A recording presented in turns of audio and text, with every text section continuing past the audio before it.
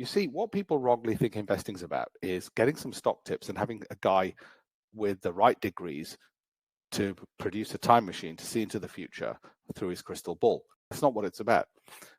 In hindsight, we'll know what the right thing was to do, but hindsight's bloody useless. And we're not going to gamble on what the future holds. What we're going to do is control the thing we can control, which is, well, what's our risk appetite, and let's make strategic decisions accordingly.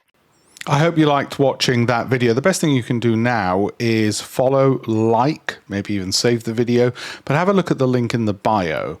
Have a look at alpishpatel.com/links for free investment books, education, mentoring, information about pensions, information about why pensions are not growing as much as they should, what you can do about it, free educational course, a whole bunch of free resources to improve investments and pensions more broadly, wherever you are in the world.